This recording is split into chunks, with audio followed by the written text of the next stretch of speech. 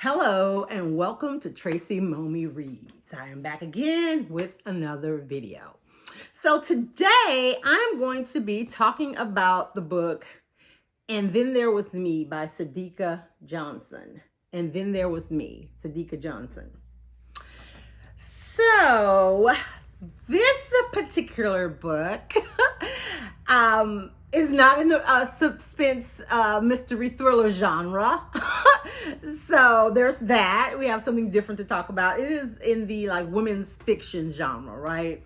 And I will admit that it took me a minute to get into it, and not because of anything, like negative to do with the story, but when you're reading a lot of like suspense and mystery and thriller books, there's this expectation and of order of events, right? Right out the gate, there's going to be somebody's missing, somebody's been murdered. You're going to be given all these breadcrumbs to try to figure out what's going on. And it's going to be like generally fast-paced action till you get to this hopefully explosive twist or a reveal of some sort, right?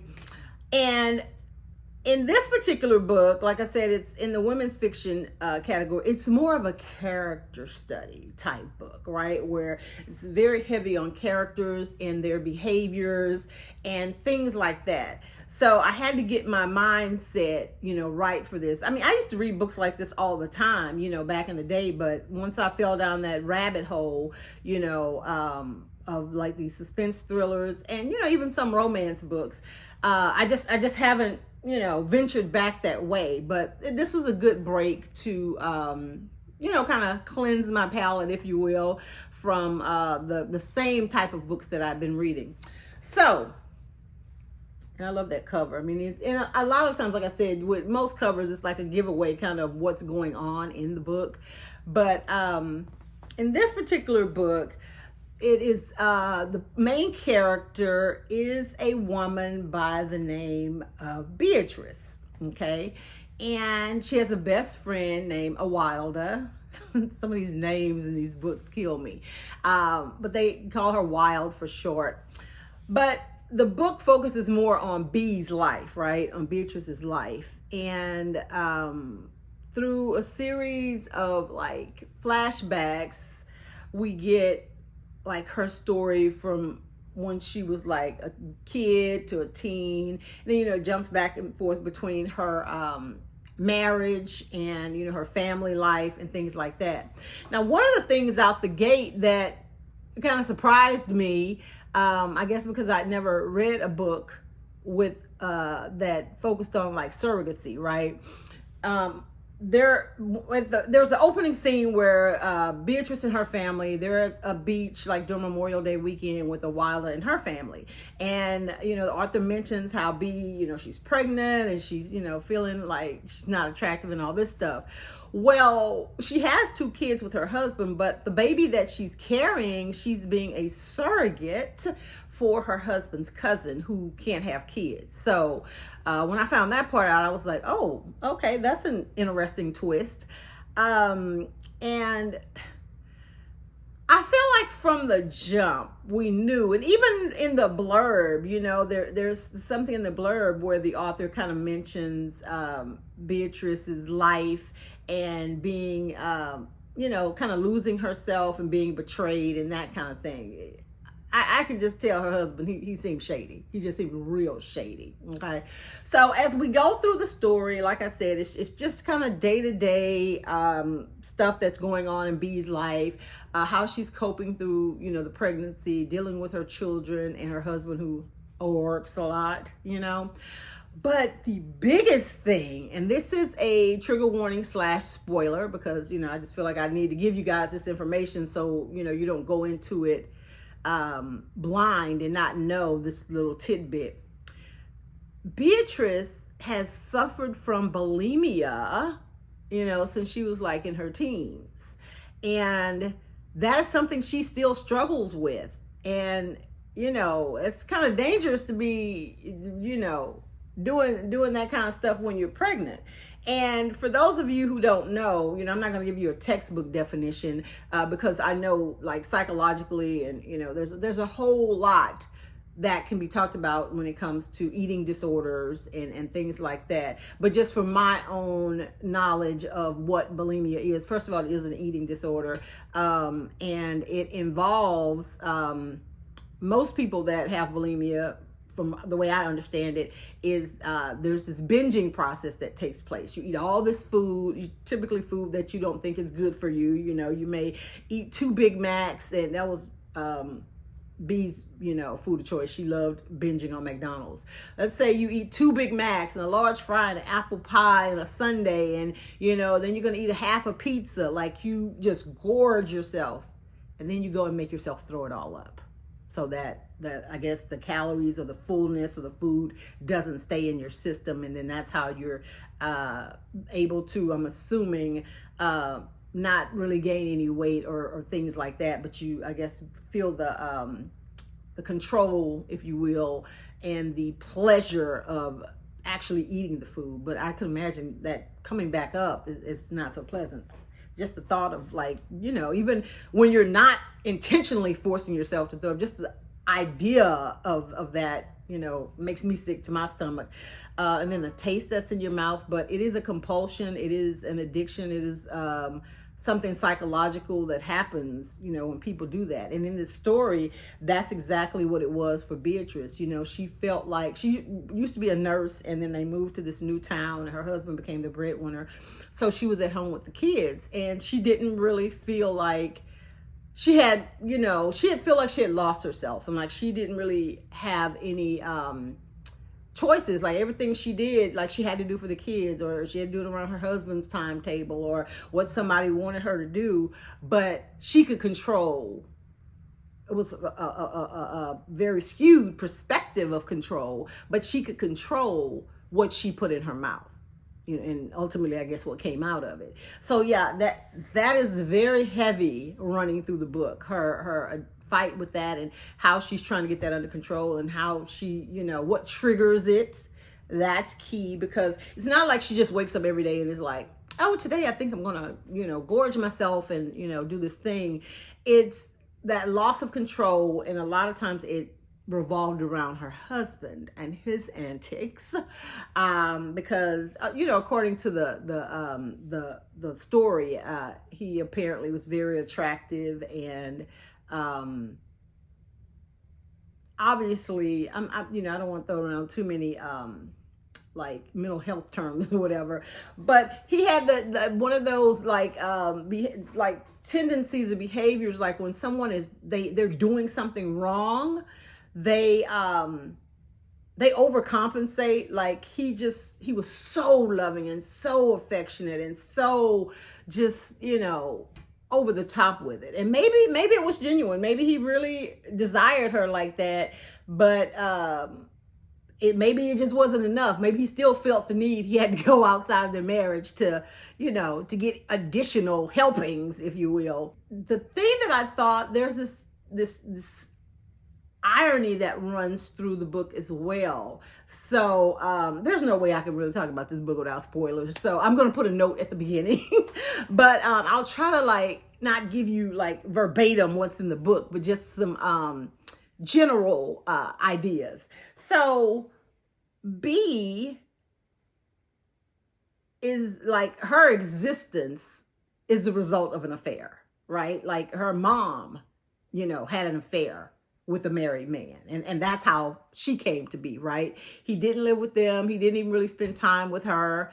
He still cheated, with her mom, because she remembers him coming in and out of their house and stuff when she was growing up.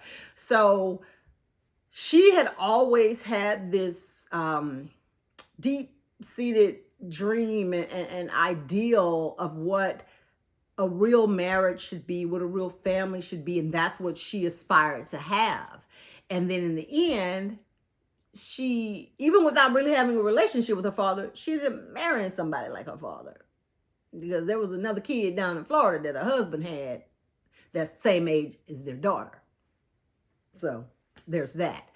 But it was a lot. It was a lot going on in the book.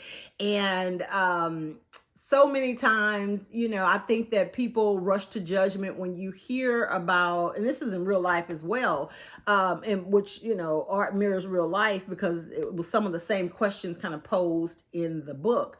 When you hear about people being in relationships where they are, being cheated on, or they're being abused, whether it's physical, psychological, or emotional abuse or whatever, the first thing people who aren't in the situation say is, well, why don't you just leave?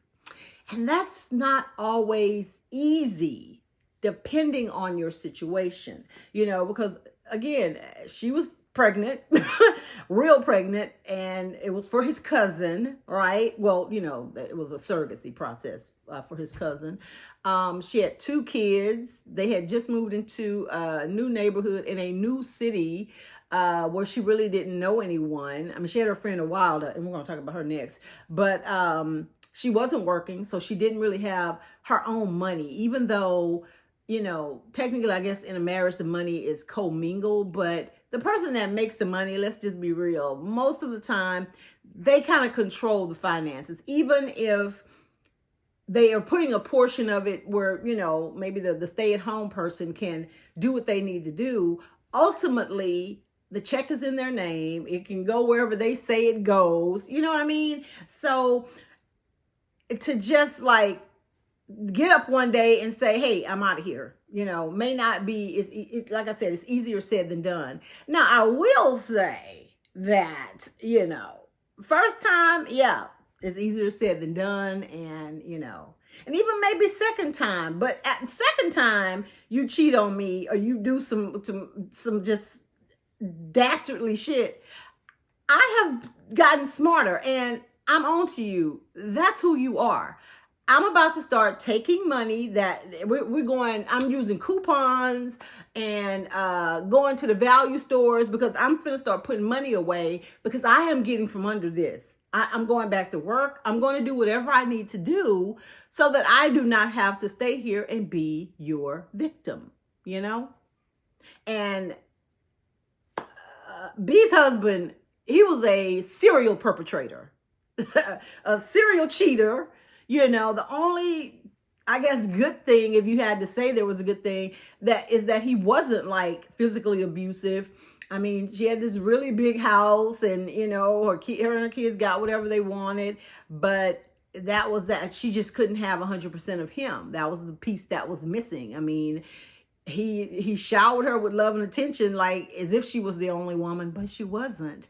And, some women can live with that. They can live with that. As long as they're getting their needs met, they're like, whatever, just don't bring it home, But at some point, you got to kind of choose yourself and like have boundaries and set a line in the sand. Like, if you cross this line, then I'm out of here. Well, that's what had happened. She had been putting up with this for so long. She hadn't really accepted the outside baby that he had on her, but she made sure that money was sent to the kid, and she had been in contact with the mother, and all this kind of stuff. So she was pretty much accepting it, you know what I mean? But when you cross a line that someone's drawn in the sand, and you can't go back, there's some things that are just totally unforgivable, right? Okay. So I'm going to say something without saying something. Her friend Wilder, they had been friends since they were like middle school. Like they had been through a lot. I mean, there was one part of the book I was like, okay, that's a little bit too much right there.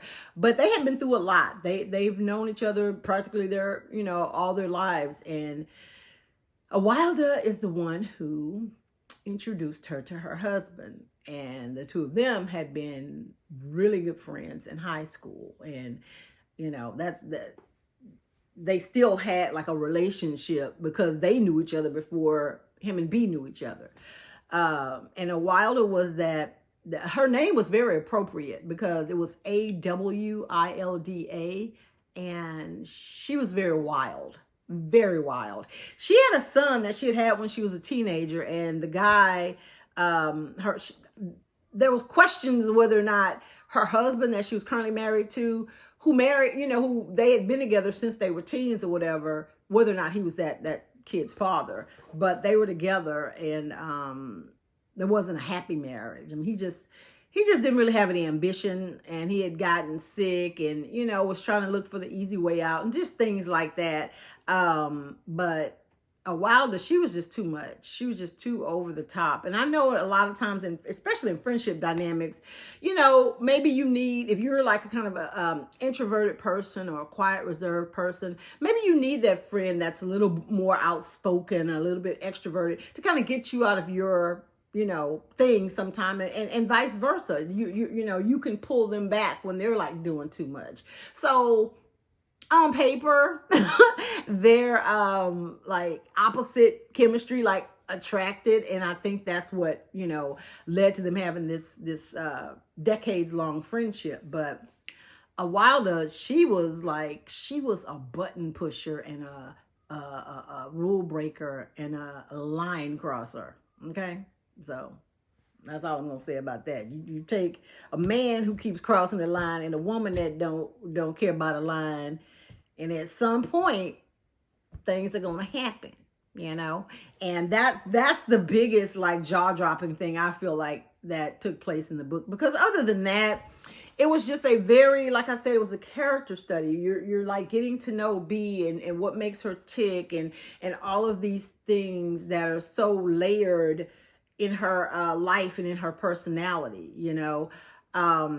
She does end up and in the very end, like saying, hey, this is too much. After she has the baby, and the cousin, and her husband get the baby and all this stuff, she tries to get some control of her life and kind of get back to where things were, when that big betrayal happens to her. And she knows at that point it's over, and things will never be the same. She won't be able to look at him the same way, and that kind of thing. So she does what she needs to do. And it's amazing to me too how when your back is against the wall, and just on a day-to-day basis, when there's really not a pressing issue or anything that has necessitated you making a big move, it's easy to kind of say there's no way. There's just no way, right? But when your back is against the wall and you have taken all you can take, it's really interesting, the human spirit, how you find a way to push back against that wall and make even more room for what you need to do, right? And that's essentially what happened. She did what she needed to do. She took the steps to detangle or untangle herself from that marriage, and her kids. It was like, this is going to be the new normal. I wanted something different for you than what I had growing up, but here we are, and we all have got to make the best of it. He's still your dad. He loves you. I'm still your mom. I love you, but we don't love each other like that. So you got to deal, and, and it's unfortunate when kids kind of get thrown in the crosshairs of adult relationships that don't work out.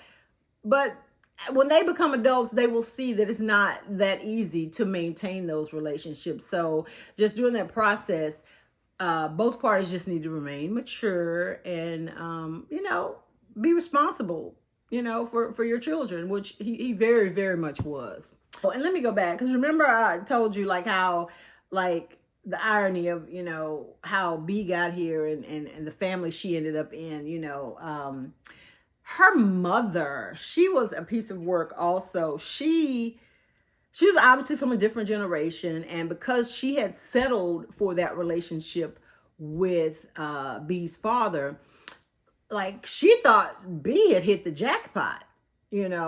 So what? He's cheating. You have a big home. You have, two beautiful children that he claims and acknowledges. He takes care of you. You're like, all men cheat. Like, her mom was on some stuff like that. And that is so like toxic and unfortunate. But I think everybody on this planet is like coming from a place of like their own individual experiences. And if you're someone who could never get a man to 100% commit to you or to do, marry you or whatever, then of course you're going to think someone that has that has hit the jackpot, because that's all that's all you've experienced, But I'm glad in the end B didn't listen to her mama. And, even in a women's fiction story, I don't know what I was like expecting for the end. I guess, again, talking about the whole, operating through your own experiences. I don't know if it's just me and the type of, mentality, attitude, zodiac I have, but there's just like, I don't necessarily hold on to stuff. Like if somebody has done me wrong, right? I'm not just like crying about it or going on and on about it or can't sleep about it or whatever, but I will cut those people and that person or whoever off. And there's nothing you can say, especially if I've given you chance after chance after chance, or if I have never done anything that warranted your behavior, right? I'm a cutter offer person. And people can try to act like that's a lack of maturity or communication. No, I mean, like the quote says, when people show you who they are the first time, believe them. And why keep putting yourself through all these trials or whatever, right? And when this book ended, I wanted for B, because she had got some new friends. There was this guy that she said he was the color of chocolate ganache. He was kind of, showing interest, and, she was getting her health back on track. She had stopped, like she had gotten her bulimia under control, and it had been like months since she had engaged in doing, making herself throw up or whatever. So she was really on the pathway to healing and becoming a better person. And one of the last chapters, she gave somebody another chance. I'm not going to tell y'all who it was, but none of them people could have, like, I don't care how long we were friends. I don't care how long we were married. There's nothing